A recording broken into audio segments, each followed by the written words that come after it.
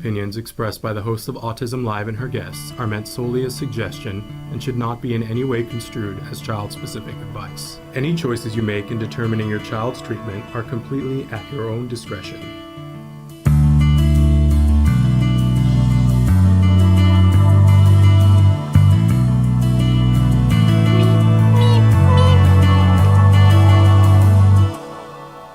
Good morning and welcome to Autism Live. I'm Shannon Penrod. So thrilled to be here with you this morning. We are live right now on Facebook, YouTube, and Twitter, and the date is June 26th. It's a Wednesday. I know when I looked at the comments last night on yesterday's show, somebody had written in and said, "Is this a live show?" And it was. And I don't, for whatever reason, I hadn't seen that when it came in, but it was a live show. We're live right now too. On Wednesday, June 26th, for those of you who are listening in podcast later on. So thrilled, you know, from time to time, we have wonderful guests that are here on the show, and we love to bring you information from guests because I learn, you learn. It's just a very beneficial thing. And we've got some amazing guests coming up in the rest of July and August. My head just kind of swims. We're welcoming back Dr. Jed Baker in a couple of weeks. That I just love him to death, and so many other people. Brian, so good to see you here. Good morning. Many other guests. I know that Rachel Taylor is going to be with us. Can't wait to sit and talk with her, and so many others. There's a company that's going to be talking with us about their unique way of doing the fecal transplant. That maybe you'll be a little bit more comfortable with. So we're going to talk with them. Many guests coming up. But from time to time, we also like to do a parent-to-parent when there is a subject that I'm getting a lot of questions about that I go, okay, we need to revisit this. And we're talking today about funding resources.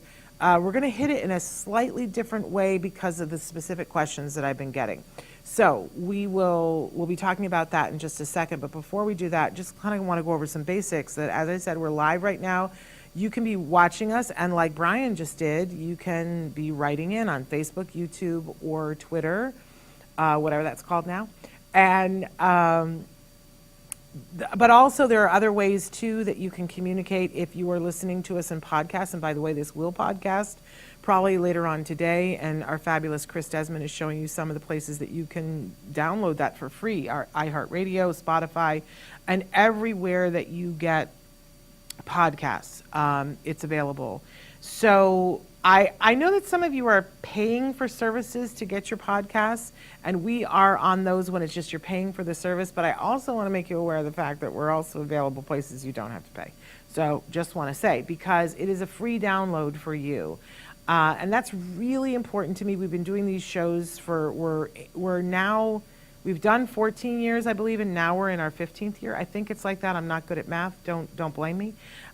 Don't judge me. Or do judge me. I don't know. Good morning, Autism Journey with Elijah. So thrilled to have you here, sending you hugs. But also want to let you know that when you do download the podcast, you are going to get advertisements. You're going to, it'll go a certain distance and then an advertisement will break in.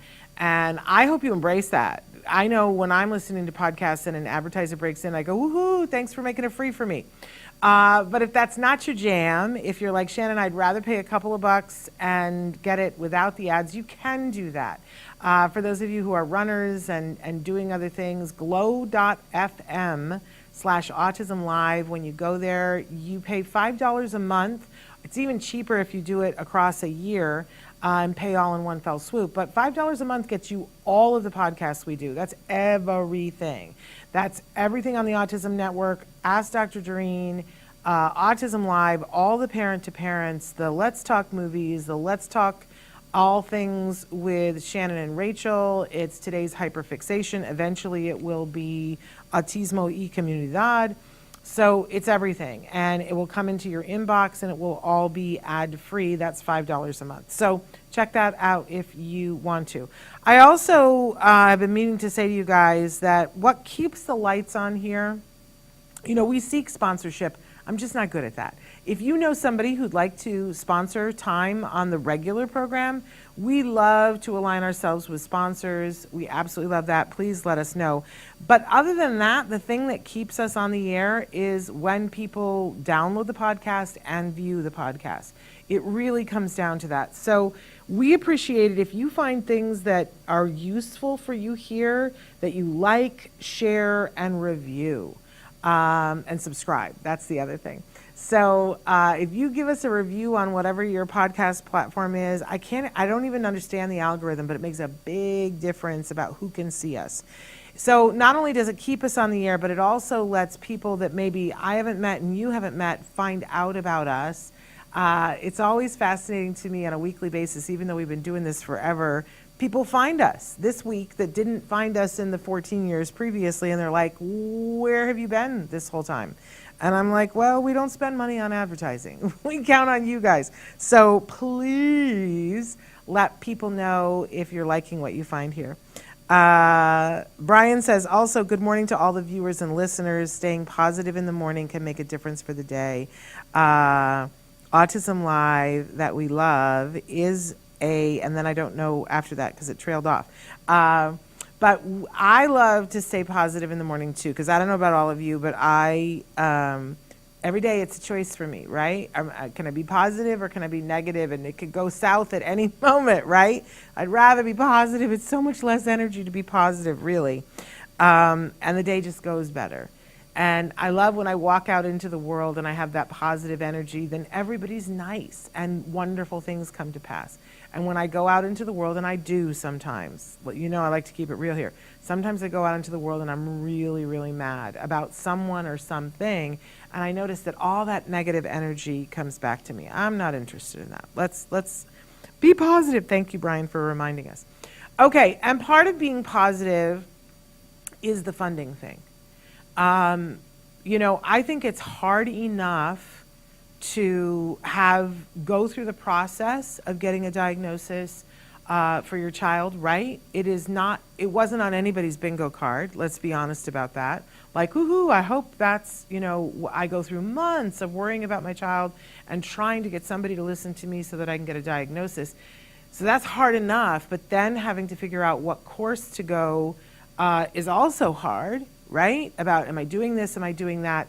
And money always comes into play there. It just does. And it's not ideal, right? I love years ago that I'm going to cry because there was a mom who, I was in a group online with her, and she would say the same thing over and over, and she would say, if you can show me the $sign over my child's head, I will listen to you about money. But if you can't, then I'm going to keep talking to you about what my child needs, not how much it costs. That really resonated with me because I remember when the first time that we thought, ooh, do we need to be seen by somebody? And I just at the very beginning was like, well, if it were autism, what would we do? And I saw that it was just really expensive. And I was like, oh, I hope we never get that diagnosis because I sure can't afford that. And there wasn't somebody sitting there saying to me, yeah, but nobody can. That's not your fault. And there are things that you can do, and there are other people who have figured it out, so you can figure it out too. There was nobody saying that to me. I want to say that to you. No one can afford this. It is not your fault. There are ways around it. And please don't let money stop you from doing what in your gut you feel is best for your child, or what someone that you trust in the medical field says is best for your child.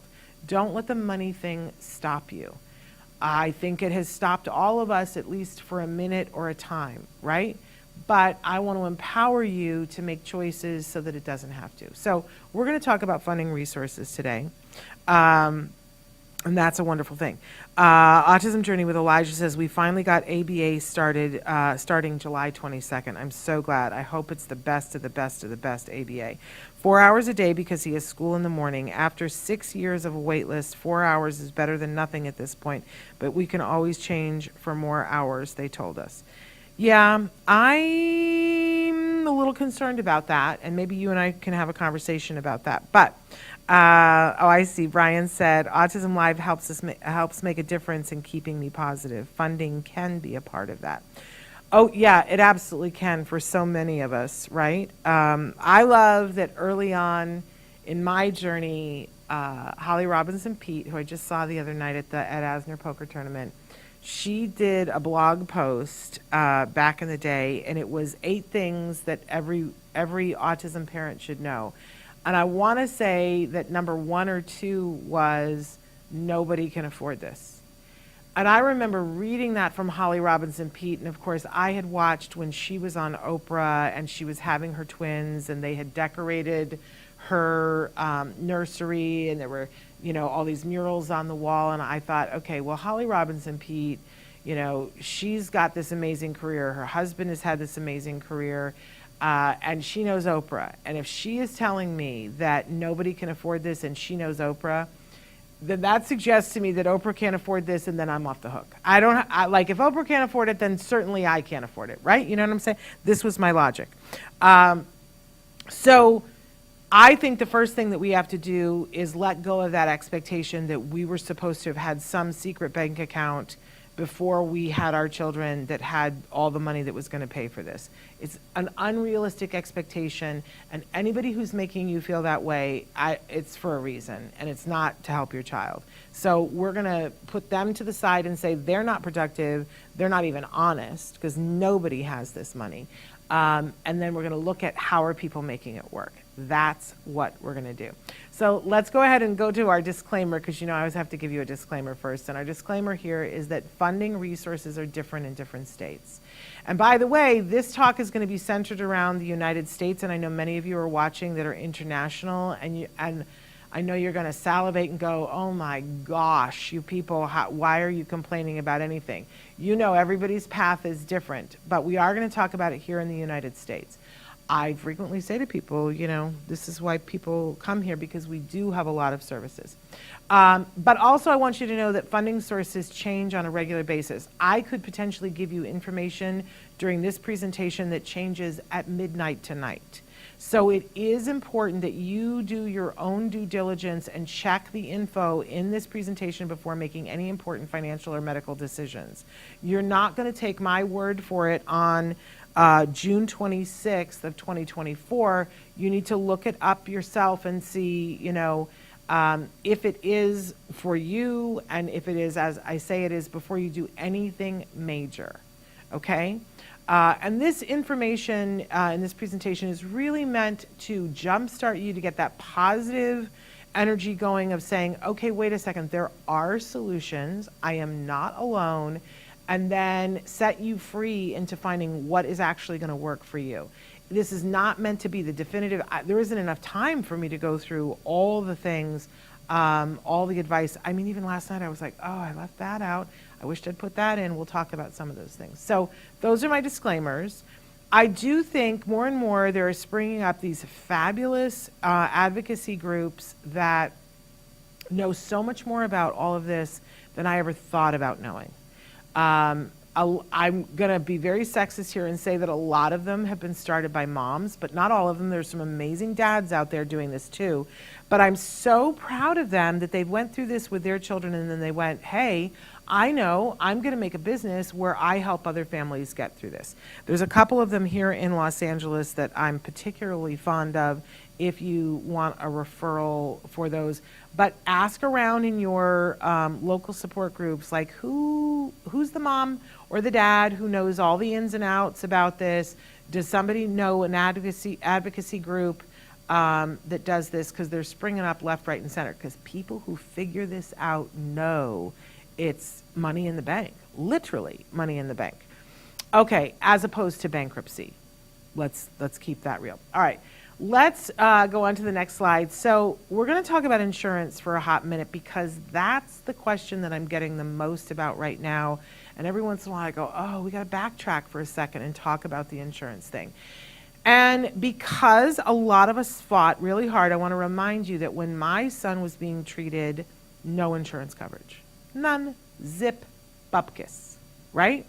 And there were so many of us that were fighting hard for a day, which is here, right? Here we are, Wednesday, June 26, 2024, and it's the number one source of funding for autism treatment in the United States. And it's in all 50 states. Can I tell you, there was like 3 years where we were doing the map and counting down and going, hey, we have 2 states that have a mandate. Now we have 4, and now all 50 states have a mandate. I can't, it's like pinch me.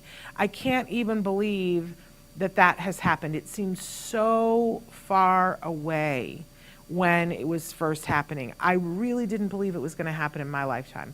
But of course, I also had rose-colored glasses on, and I thought it was going to be the promised land and that you guys were going to get to the insurance thing and your problems were going to be over. No, that is not what it is. It's hard what you guys have to go through for insurance, the hoops they make you jump through over and over and over again. And you got to get smart of knowing how to work this to have the best possible coverage and have insurance cover as much as possible. And it is a foreign territory. If you weren't already an insurance expert, it's like, I don't know how to work this, right? So let's go on to the next slide. Let's talk about the different types of insurance that there are, because it's not a level playing field, right? And I have the ducks there because, you know the phrase, if it walks like a duck, it talks like a duck, and it quacks like a duck, then it's probably a duck. Well, you know, not so much with insurance. It all kind of looks like insurance, it behaves like insurance, but it all has different regulations. So we have just straight insurance. There's like commercial insurance that maybe you have through your employer or maybe you purchased, right? Then there are self-funded insurance plans that if you are working for a big company, chances are you have self-funded insurance. There's military or government worker insurance, and both of those are different from each other. I mentioned before the exchange insurance. If you have gone and bought a plan for yourself that's not through your employer, you're probably buying it through your state's exchange, and that looks different than regular insurance. And then there's Medicare and Medicaid. Look, it's insurance, but it's different, right?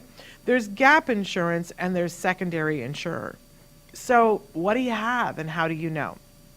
And I think the first place to start is here, because all of these things have different regulations and they have different rules and different things that they will cover.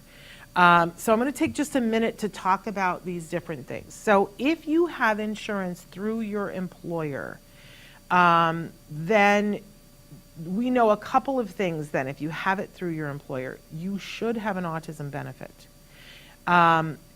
Unless it's possible that if you're working for a large employer where they have more than 50 employees, then it's very likely a self-funded insurance plan. Let's talk about what the difference is between the two of them.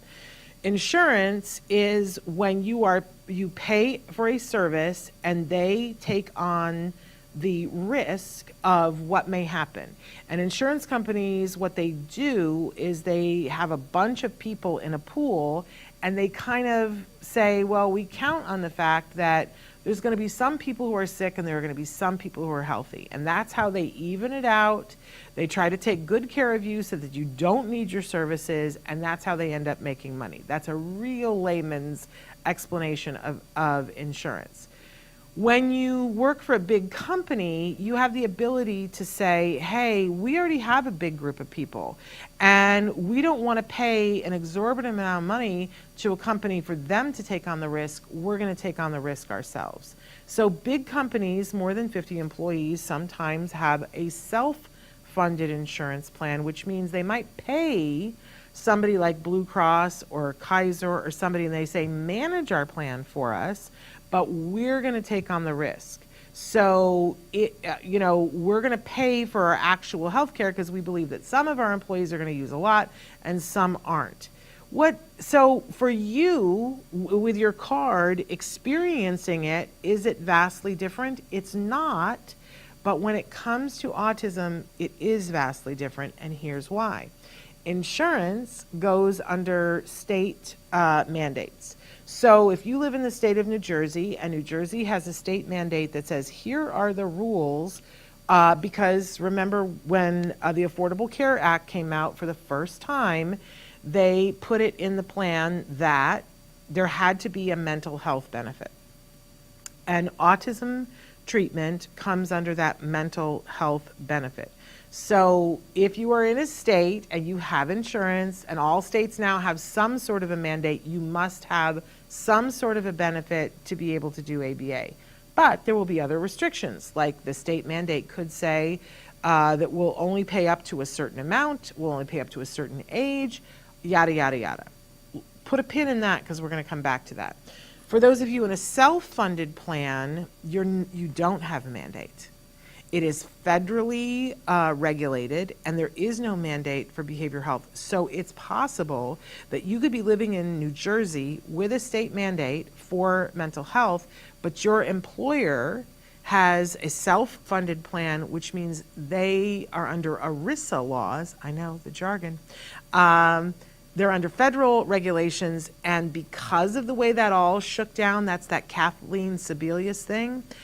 She was the head of whatever department, the health department, and Obama said to her, you get to decide, and she said, I'm going to let the states decide, and I swear to you, if I ever run into her in a public place, I am going to hop on her, because it means that some of you in those self-funded plans don't automatically have autism coverage.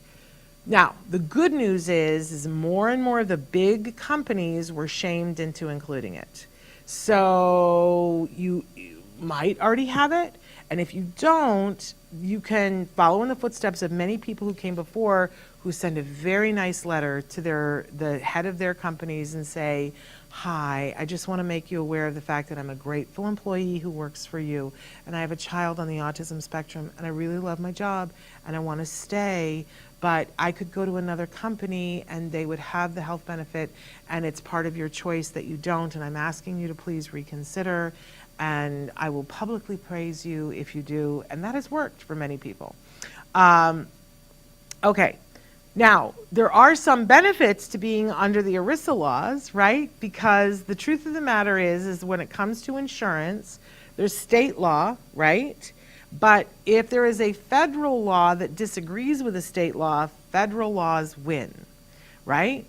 So in the state mandates, some of them I said put a pin in it. Some of them say we will cover up until age 7 for autism benefit.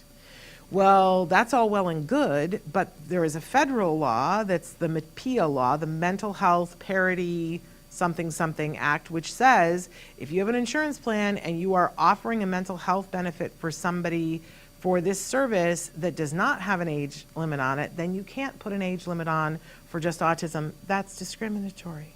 So it's illegal. And we love that. So,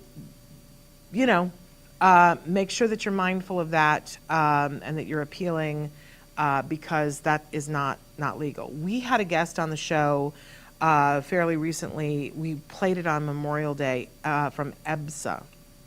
And EBSA is the Employee Benefit Security Administration from the Labor Department. And if you have a plan where it's through your employer, and you're having any kind of problems, you can reach out to EBSA and they will advocate for you. So it used to be that if you were having a plan that said, oh, no, you're through your employer, your child's not receiving the services after the age of 7, we would tell you how to go through the process of appealing because it was illegal. Now we just tell you to call EBSA. And that is the Employee Benefit Security Administration. You can go to, you can Google that. It's part of the Labor Department. There is a phone number. Let's see if I can find the phone number for you. 866-444-3272. Again, that's 866-444-3272. Now, that is only if your insurance is through your employer. But it does not matter whether it's insurance or self-funded, but if you are getting your insurance through your employer, they are your watchdogs, and they will fight for you, and it's free. So if you're having any problems, go through EBSA, 866-444-3272. Tell them Shannon at Autism Live sent you. Okay, we got a couple of questions here. Lucy says, hi, Shannon. By how many hours in your experience is best to reduce the ABA hours? For my child, the hours have been reduced every 6 months. At first, the hours were reduced by 5. Now my child has been in ABA for almost 2 years, now at 20 hours per week. Is there another reduction in 6 months to 15 hours or 10 hours? Do you believe this is still effective? I have seen great progress since my son started ABA almost 2 years ago. In the end of our ABA for our child, did you find it effective? So the whole idea of ABA is that in the beginning you want to get in there, do it intensively, and you want to shore up skills that the child has so that they don't need to use their challenging behavior. And you are constantly, regardless of the individual's age, you are saying, what do I need to get to? What's most important? And if your child is very young, you're looking at a multi-year plan where you're saying, okay, in the first year we're going to do this, on the second year we're going to do this, right? But insurance is going to, every single time that you have a reauthorization, they're going to push your ABA provider to lessen your hours, because the whole plan for ABA is for it not to be the rest of your life. That we're supposed to be learning as parents what to do so that we can uphold it, and then we're supposed to get to a point where our child has learned enough skills that they need to go out into the real world and work on them. That's the whole principle of ABA that we're supposed to be doing. But just like school, insurance wants to be on a faster track than I think is really effective. That's just my opinion, and that's a you know, that isn't everybody's case all the time. But you can push back, and I would lean into your ABA provider on a regular basis on this, because this, you know, I'm sorry, the phrase that came up was BS, and then I edited, but this, I'm sorry, BS that we're going to lower it by 5, no, that's not a thing. We really want to be looking at, what do we have left to teach this child? How is the child doing? If the child is making progress, the insurance is going to tell the ABA company, you have to reduce hours. It's not true. It's not true. But your insurance company will scare your ABA provider. That's true. And they'll say you're unnecessarily, makes me crazy, arguing for too many hours. But sit down with your BCBA, have a conversation, and go through, what else does my child need to learn? What are we working on? And very kindly say to them, now, aside from this conversation that we're having with insurance, how many hours do you think that we ideally need to have for that? Go that way with the BCBA, because they're highly ethical people. They have a licensure that forces them to be ethical, right? And then sometimes, if they know that you're interested in more hours, because they all believe that parents want to whittle the hours down to nothing, you know, which is not always true. So speak with your BCBA and see if they think that 20 hours is fine. But no, you're probably right that in another 6 months, they're going to whittle you down to 15 and then 10.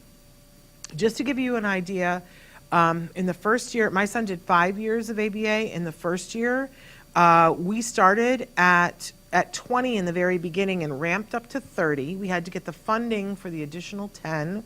So we got to 40 in the first year within like 6 months. So we did 40 for half of that year and pretty much most of the second year. But then he started going to school and we went down a couple of hours. So I think we were at like 34 hours and we hung out around 30 for quite a while. And then I think probably in the 4th year, then we went down to like 25. And in the 5th year, he had 8 hours a week, and it was very specific. There were only 5 things that we were working on during that year, and they were working on the weaning him off of us, training my husband and I on anything that we didn't know, and getting us ready to be able to take over, and getting him ready to take over. Also for my child, because what he was motivated at the point when your child goes, hey, I'd rather be outside playing with my friends than being in here with the behavior technician, is usually a good sign that you need to be weaning things down.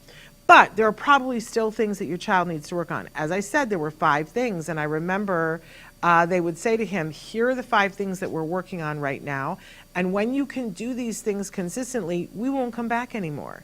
And that was highly motivating to him because he was ready.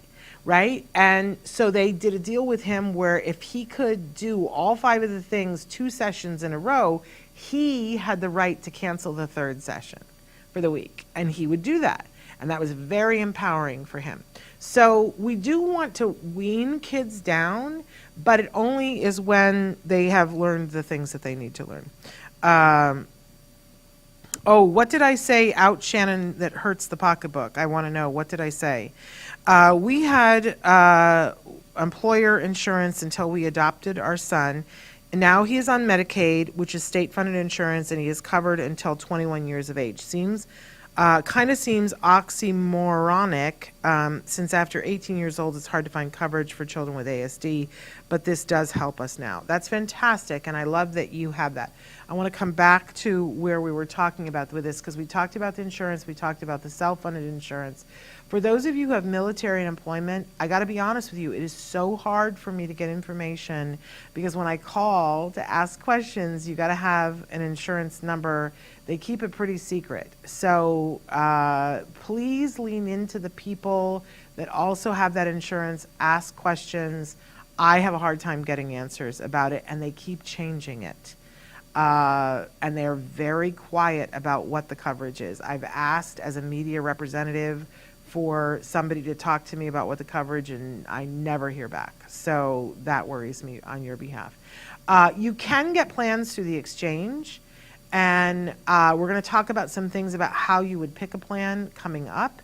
There is Medicare and Medicaid, and I feel that it's absolutely critical and essential that you apply for the Medicare for your child,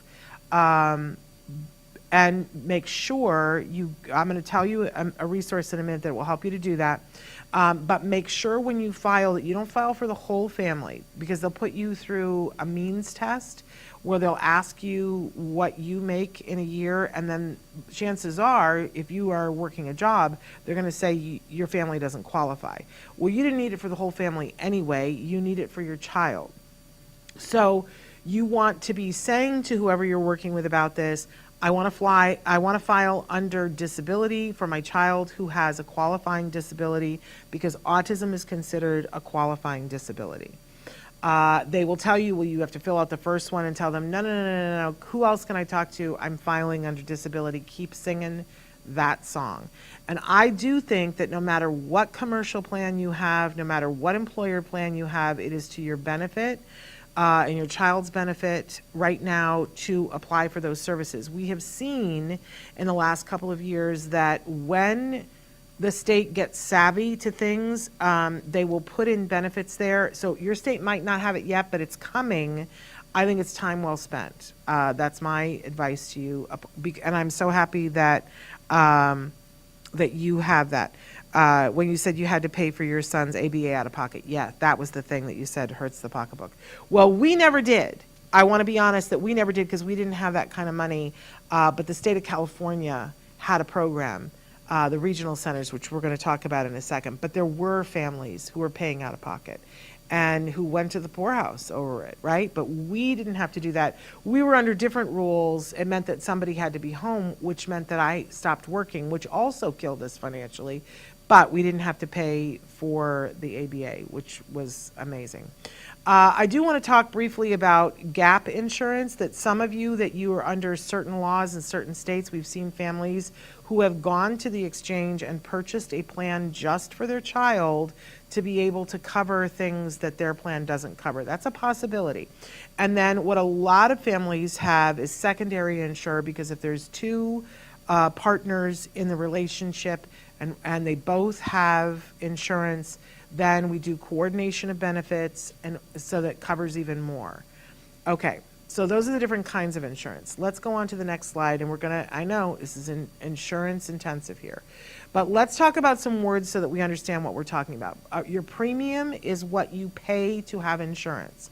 If you're doing it through the state exchange, then they'll be very clear with you what the premium is. If you're doing it through your employer, this is considered how much you pay out per month for the insurance plan.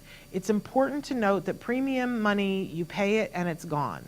It doesn't get you actual health care. It gets you in the plan, and it doesn't count towards your deductible or your copay. It's just poof, money gone. But it is to pay for the privilege of having insurance. I know, it doesn't sound exciting.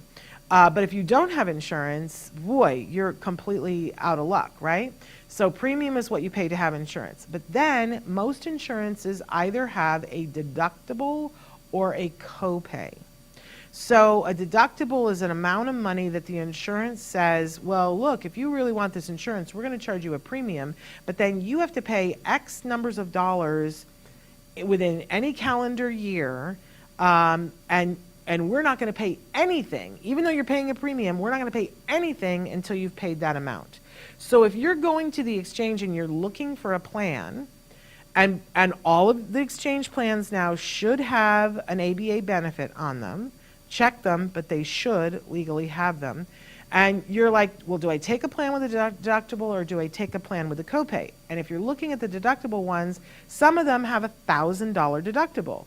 So you have to pay $1,000 out of pocket before the insurance will cover anything. Not 3 pennies will they cover before you pay the $1,000. Some of them have a $4,000 deductible. So now that becomes a little bit more interesting, right? If you go with a copay for autism, you should be aware of the fact that some insurance pays per day.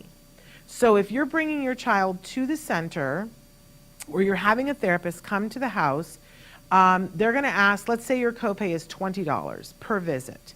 And let's say that you're dropping them off at the center and they meet with 3 different behavior technicians for the day. If you have insurance that's by the day, you're going to pay $20 by the day. Some insurance pays it by the different professional.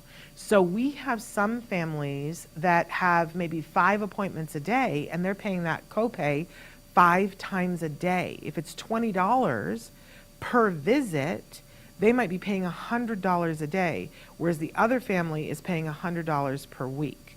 So this is why this is all very important. But the big kahuna number that you have to be aware of is the out-of-pocket maximum. Now, I would be happy if everybody within the sound of my voice would go into their wallets right now and pull out their insurance card. Because these little suckers have a pretty good amount of information on them that we don't always acknowledge. It should say on the front or the back of the card, someplace, it should say what your copay is, right? And there might be 2 numbers. Like it might say copay, and then it might be slash, and then another number for specialists. Usually for ABA, it's going to be the first number. But then below that, it's going to say OOPM, which is that out-of-pocket maximum.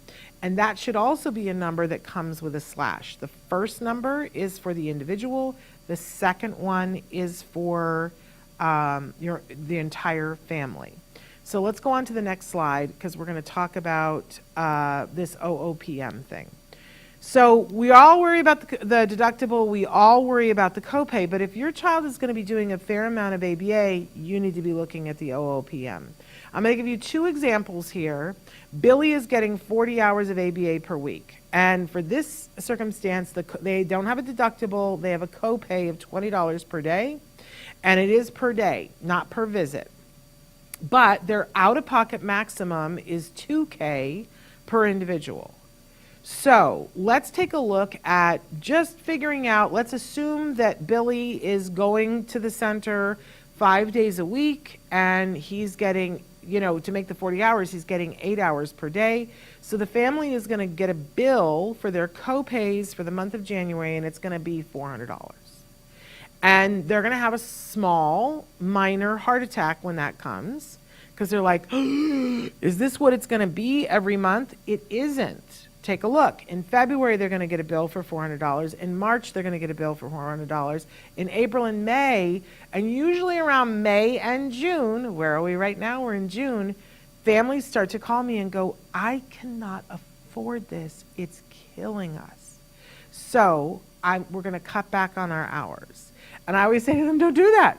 You are seconds away from, look, if we continue on this path, in June, you don't get a bill anymore. In July, you don't get a bill. In August, you don't get a bill. In September, October, November, and December, you don't get a bill. Why? Because you reached your out-of-pocket maximum. Guess what else is true here? Let's say that you go to the pediatrician and, something is going on and your child decides to have their appendix out. You're not paying for that either. You're not paying the copay for any of that.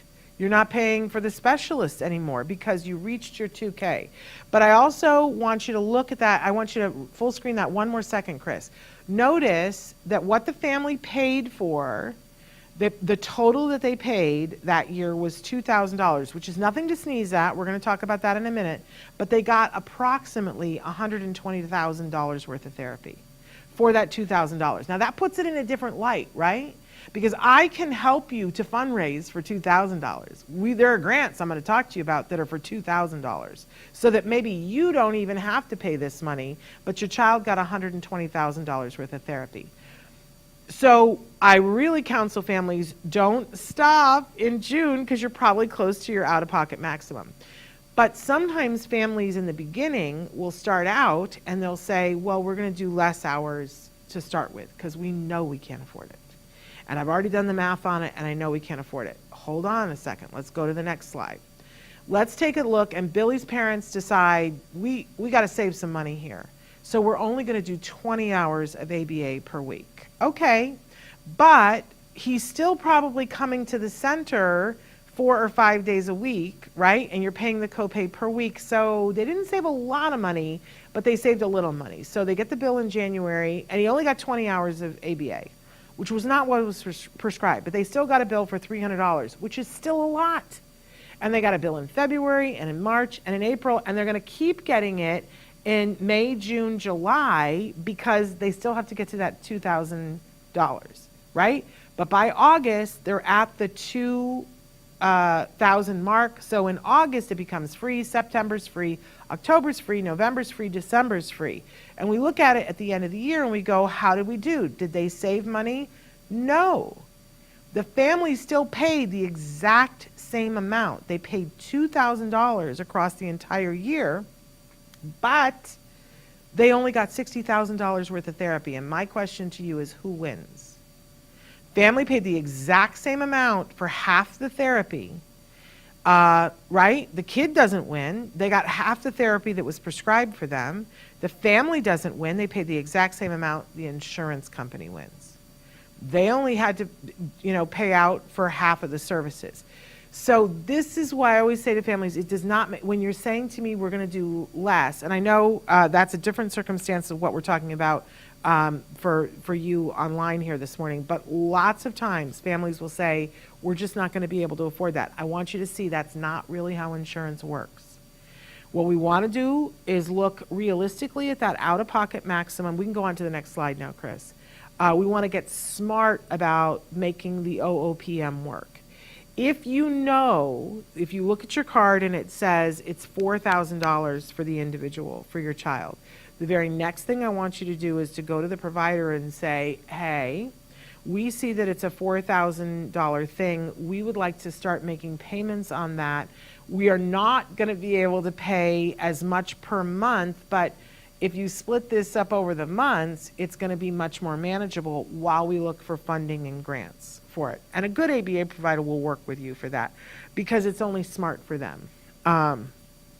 So look at your out-of-pocket maximum, and that's the number that I always say to you, okay, we can get emotional about it, but that's the number we're going to fundraise for.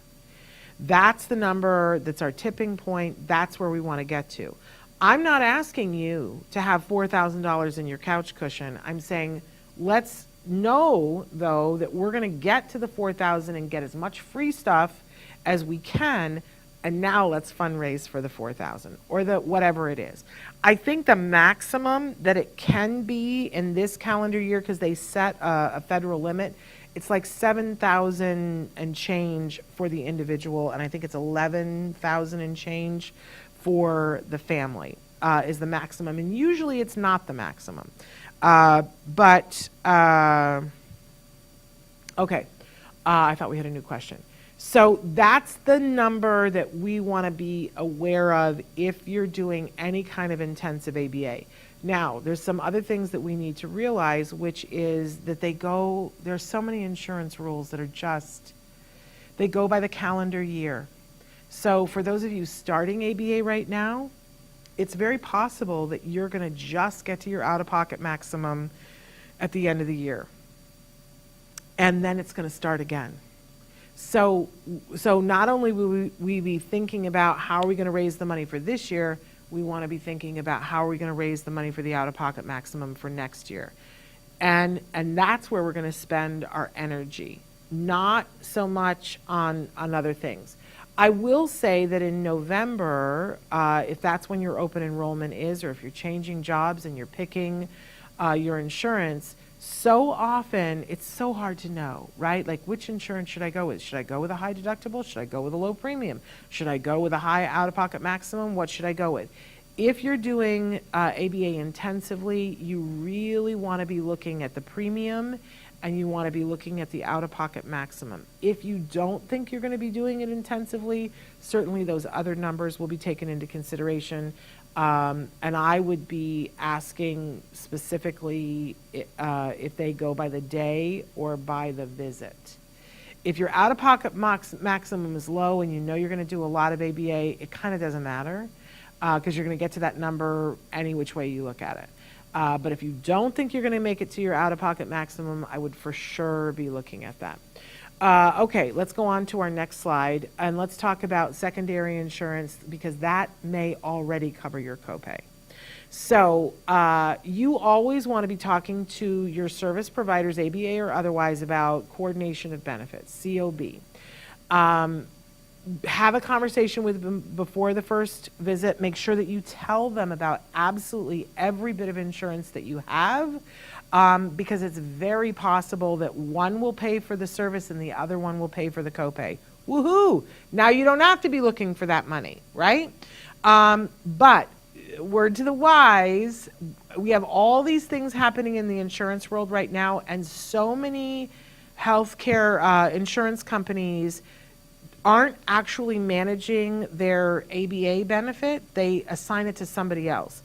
So you may have Blue Cross Blue Shield, but they may have assigned your autism benefit to another third-party company that is doing that, and then your benefits change in January, and you still have Blue Cross Blue Shield, and you're like, I don't notice anything different. But they changed the company that's managing your ABA, and now you have to reconnect your coordination of benefits.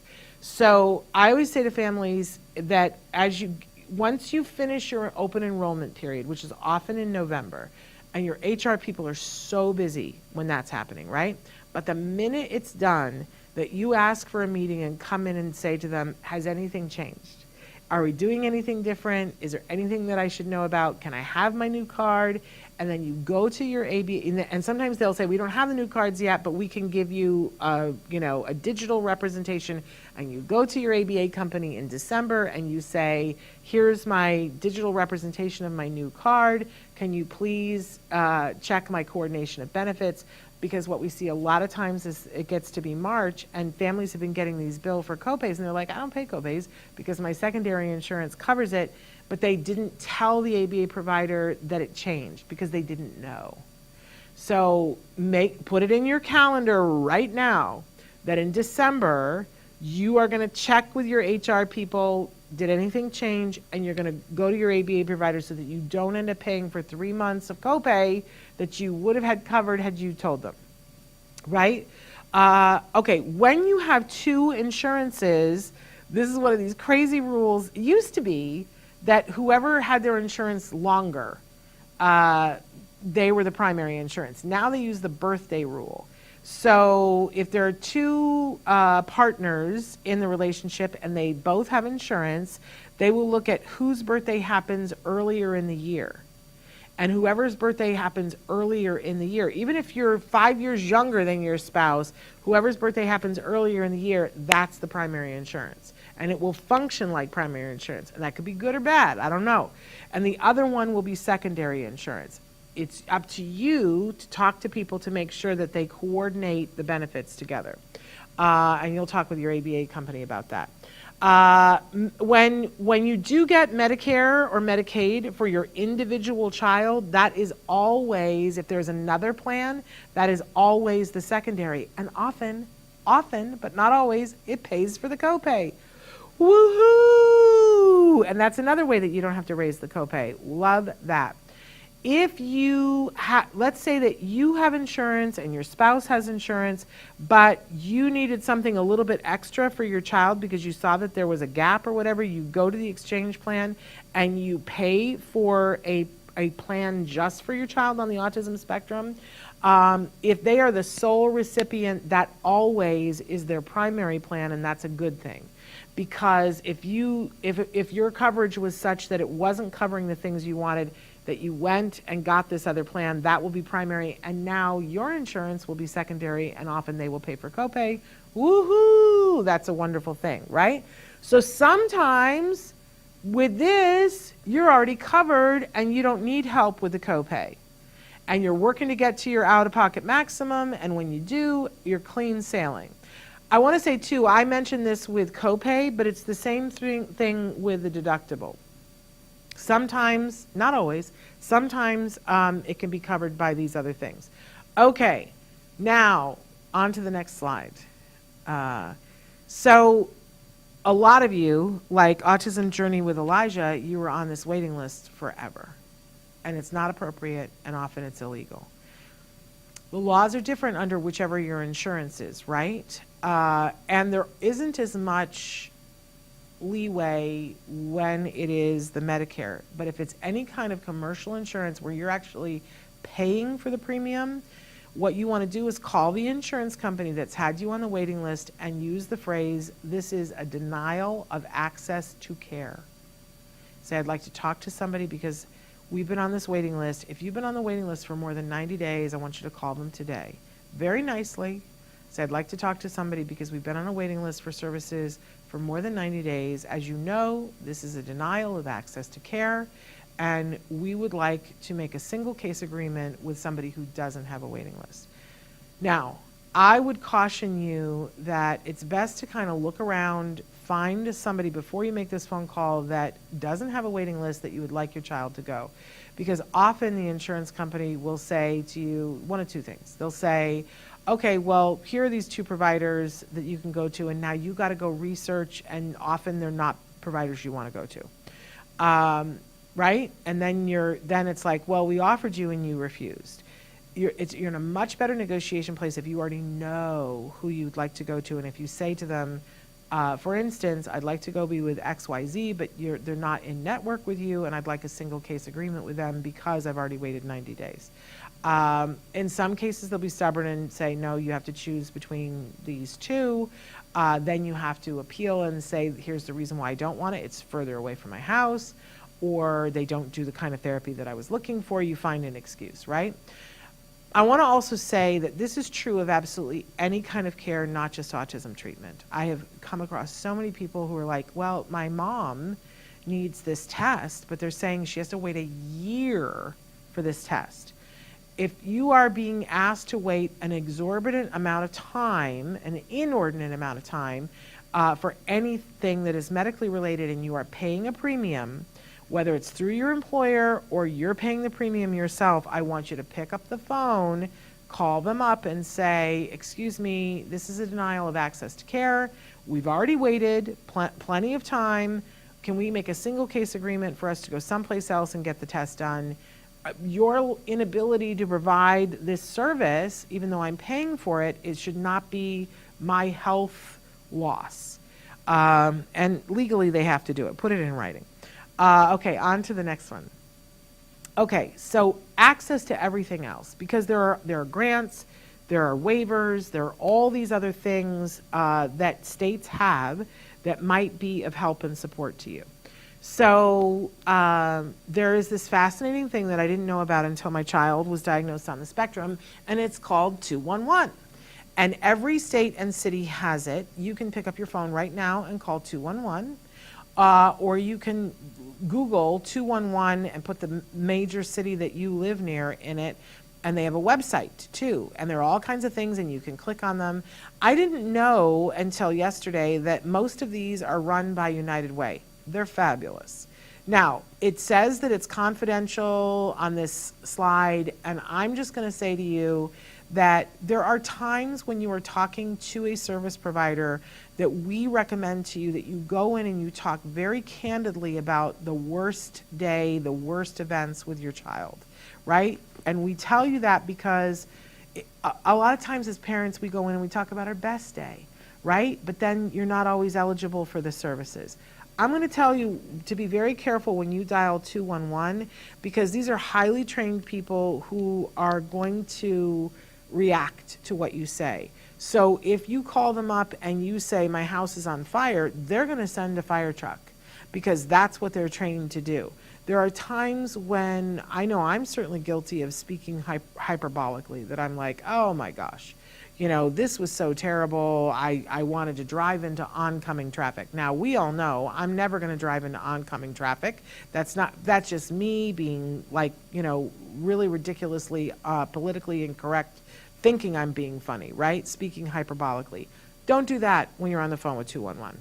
Do not do that when you're on the phone with these folks, because if they heard me say that, they would think that is a suicidal statement, and they would have somebody come to the house to evaluate me to see if I'm suicidal. So, you know, if you are feeling that, please say it, but if it's just you speaking hyperbolically, don't.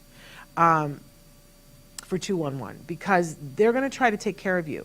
They will, if you tell them what's going on in your house and say, hey, you know, my child has autism. I don't know whether to do Medicaid, Medicare. I don't know if there are waivers, use that word. They're going to hunt it down for you. They're highly trained, and they will try to find you answers and resources near you for people who can help you. It's always worthwhile to call 211. But speak to them plainly about what's going on and don't build it up into anything that it isn't. Okay, let's go on to the next slide. We're almost out of time. So different states have different rules, have different waivers. This is why I want you to call 211, because these people are trained in what your state has. You can also go to your local support groups. I always encourage you to have like one local support group and one that's more of a global that has to do with your child's individual issues. But in your local support group, you always want to be asking them, so how did everybody else do this? Who knows about this? Who should I go to? I really am a fan of asking everyone. So how, you know, if I were meeting me at a conference, I would walk up to me and say, how did you pay for this? And I did do that whenever I could, when we were in the waiting room of places or anything at all. Anytime I asked another parent, I said, how are you making this work financially? And I know everybody gets squeamy, but the truth is I don't think autism parents get squeamy about this at all. We know how hard it is to get something, and when we find something that helps somebody else, we're happy to tell you. So please ask everyone you know. I know we're not supposed to talk about finances. You know what I say to that poppycock? Because this is our kids, and if you don't know which line to stand in, and I don't know which line to tell you to stand in New Jersey, but somebody knows, and somebody has already stood in that line and it made a difference for their kiddo. So I empower you to ask people, and if somebody gets offended that you asked how are they affording it, they weren't going to be your friend. I'm telling you, most parents of kids on the spectrum or anybody who has anything going on, they're happy to share what they find, because we've all been there. Okay, on to the next one. I'm going to give you the example in California, because here's the thing that nobody told me. Even though I was asking everybody, I'll be honest with you, I once went to the Social Security Administration office and I brought my child and I said, we're staying until I get some answers. I'm filling out paperwork, but we need some help. We're going down the tubes financially, and there's got to be something out there. I filled out all the paperwork, and at the end of the day, she said, you know, you really don't apply, you really don't qualify for anything. I might be able to get you $50 a month in food stamps, but the minute you're working, that's going to be taken away from you. And she said, you own 2 cars. So, you know, that's no matter what your income is, that's messing you up. And she said there was nothing. And I went home and I stopped asking questions. And so I didn't find out about this. But if you're in the state of California, the first thing that you do is you apply for your child to become a client of the regional center. We have regional centers all over California. These are the people who did pay for our ABA. I knew about regional center only because somebody told me. Otherwise, I did not know about regional center. Currently, regional center pays for respite. And notice I put an asterisk there because if you just have regional center services, they are going to ask you to fill out a thing to show how much money you make, and depending on how much money you make, they're going to pay part of the respite and you'll pay the rest. But hang on, because I got a fix for that. They also will pay for some services. In some areas, if you have no other coverage for ABA, it's potential that they will. And in some areas, they pay for copays. It's not equal and even, but ask if they'll pay for copays for you. They also have something at the regional center called self-determination, which is you can apply for and say, we would like to apply to manage our own funds for this. So they go through a whole process and they say, okay, we're going to give you X number of dollars per year. You have to pay a facilitator because they won't let you manage the money. You pay for a facilitator, but then you are able to pay for services that are meaningful to your child instead of them saying, okay, you say, well, my child really wants to take a film editing class, and they're like, we don't have that, right? If you have self-determination, you can decide, and your child can decide what they want to do and how they want to spend the money, within reason. Okay, so if you're in California, I say to everybody, apply for, become a client of the regional center. I know that they're turning a lot of people down right now. You should appeal that and write to me if you want to know how to appeal that and what to do. But when you appeal, you should send videotape of your child having a meltdown and say, this is what I'm dealing with. Okay, once you're regional center client, I tell everybody in every state, apply for the equivalent of Medi-Cal, which is Medicare in California. So apply for your child to be a Medi-Cal recipient. When they become a Medi-Cal recipient, you let the regional center know, and now that asterisk after your respite doesn't matter. You don't have to pay anything. It doesn't matter how much money you make. Your child has a qualifying disability. And by the way, apply for that Medi-Cal, not the one for the whole family. Say, I'm applying for one person for disability, right? But now your regional center respite is free. Woohoo! Sometimes Medi-Cal will pay for copays, ask them. And sometimes it'll pay for additional health care benefits. So, woohoo, right? But the minute you have Medi-Cal, and if you're in the state of California, I want you to consider applying for IHSS. IHSS is in-home support services. It is a program in California. Now, other states have other things, and this is why I want you to call 211 in your state. But in California, once you apply for IHSS, it will set a dollar amount per month that they will give you to help take care of your child. That can either be paid to you or it can be paid to someone else. It does mean that they will give you another pocket of respite besides that money. They will give you funding to pay for the support, and they will reimburse you for time and resources. So every time you drive your child to a doctor's appointment, every time you drive your child to the autism center, they're going to pay you for your time, your mileage, and wear and tear on your car. Woo! Every time you have to do something for your child that you would not have to do if your child did not have this diagnosis, they're going to pay you for the time that you have to do it. If your child is over the age of, I think it's 5 and is still wearing diapers, they're going to reimburse you for buying the pull-ups. It's a great program. It's hard to get into. People are being denied. It is very important that you give them all the information, have backup letters from your other service providers, but IHSS is worth it. I will tell you, too, that it sometimes takes more than a year, but the date that you file is important because if you're accepted, they pay you back to the date you filed. So don't wait around to file for IHSS. I wanted you to see that because that's just one state. I have friends in Colorado who are telling me they called 211, they got hooked up with a waiver, and it was something different than this. But one person who got a $40,000 grant for a year to be able to help their child, from a waiver in Colorado. Call 211, ask them what waivers, and ask them what the waiting list is for the waivers. Let's go on to the next one. I know we're out of time. There are two grants that I normally, there's lots of grants, but they run out of money and they struggle, and especially since COVID, it's been really, really rough. There are two that I always give you, but my asterisk right now is that both of these are not accepting applications right now. The United Healthcare Children's Foundation, and I've given you the website, uhccf.org. They are not accepting any grants until September 3rd. I want you to put it in your phone right now, September 3rd, because I'm going to guess that they are going to be inundated on September 3rd, and I don't know if on September 4th they're going to be accepting grants.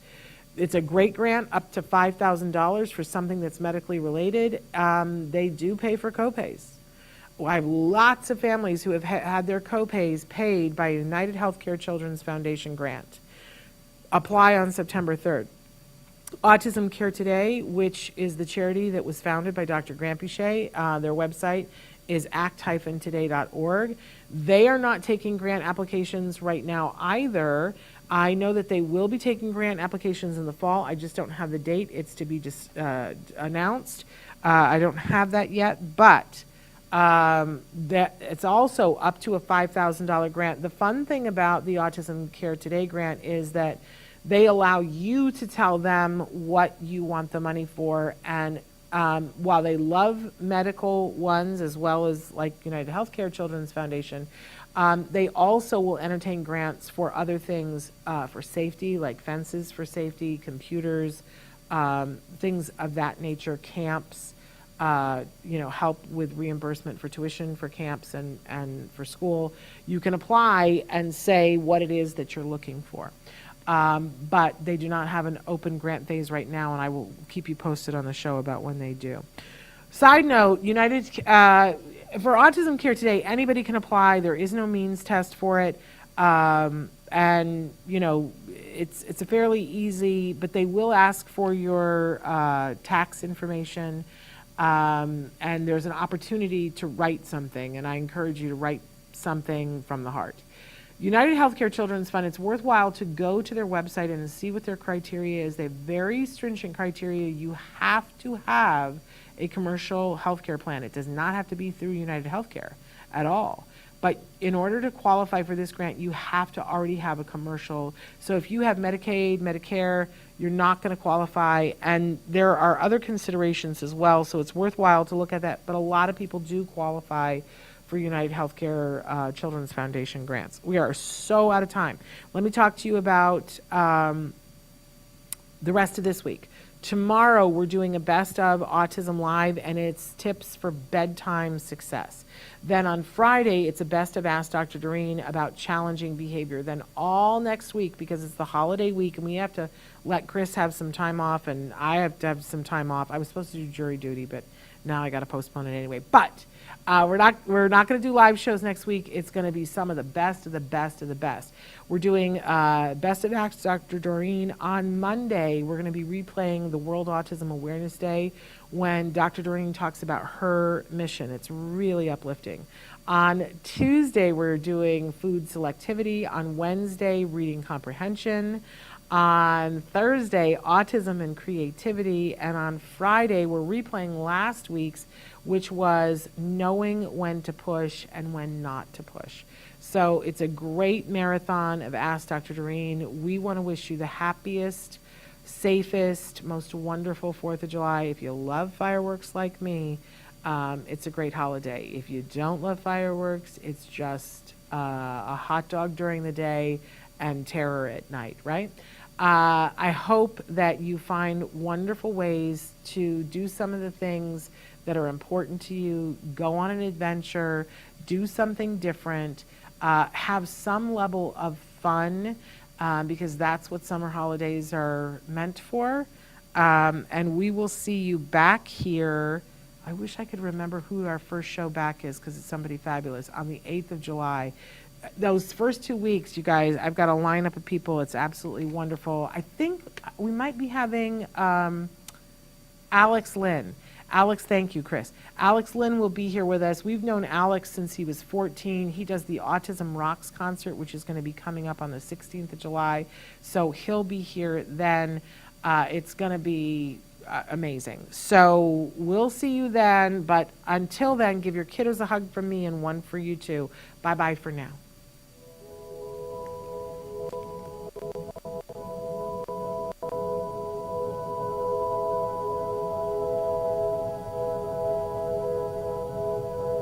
If you found anything helpful in this video, please give us a like. In fact, make sure that you smash that subscribe button on YouTube and give us a like on Facebook.